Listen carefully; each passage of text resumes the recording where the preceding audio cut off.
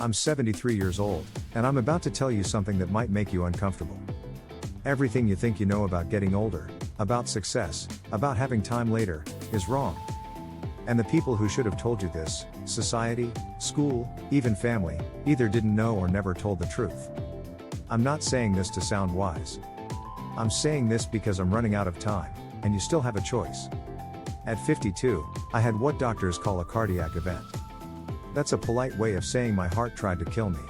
I was sitting in a meeting, talking about work that felt important at the time, when the room started spinning. I woke up in a hospital bed with tubes in my arms and my wife crying in the corner.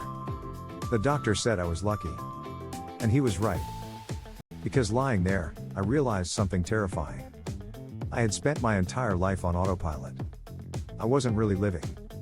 I was just checking boxes, meeting expectations that weren't even mine. If I had died that day, what would I have left behind? A house? A bank account? Achievements no one would remember in a few years? Here's the biggest lie you're probably telling yourself right now: I have time. When I make more money, I'll be happy. When I get the promotion, I'll relax. When I retire, I'll finally live. Let me save you decades of regret. That day never comes. The goalposts keep moving. You reach one goal and immediately need another. You spend your life chasing something just out of reach, and before you know it, you're old, wondering where your life went. I spent 30 years climbing a ladder, only to realize at the top that it was leaning against the wrong wall. Success feels amazing for a short moment, then it fades. And now you need more. More achievement. More validation. It's a hamster wheel. I had a friend who worked non-stop his entire life. Built a multi-million-dollar business. Never slowed down.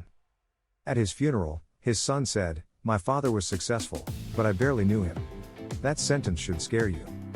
Your real regrets won't be about failures. They'll be about what you never did. The trip you postponed. The book you never wrote.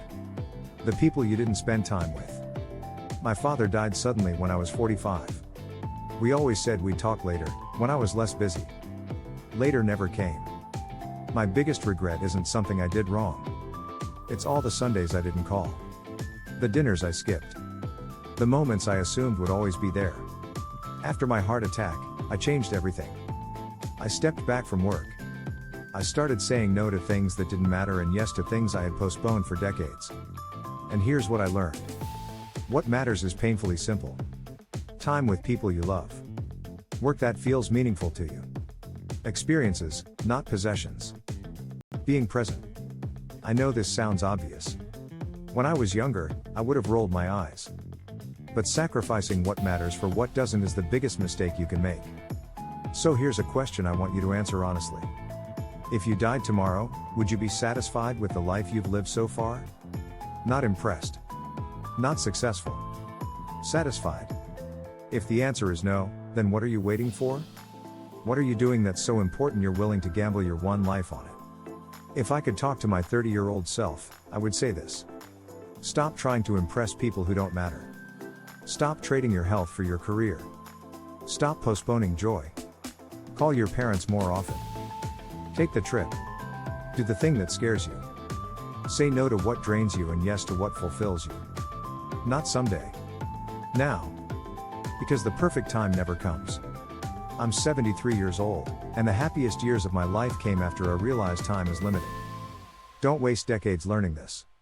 Someday is today. It always has been. The clock is ticking. What are you going to do with your time?